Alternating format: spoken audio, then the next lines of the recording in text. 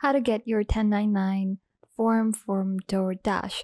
So first things first, guys, you're gonna know what a 1099 tax form is. It's basically a tax form for non-employment purposes that is for freelancers in the US.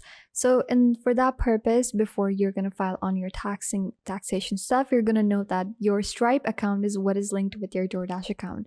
So your 1099 tax form will be available to download via the Stripe Express if you agreed for paperless delivery. However, if you decided to receive a paper delivery like in a receipt form, you're gonna get your 1099 tax form to be mailed to you directly onto your email address or else onto your mail address.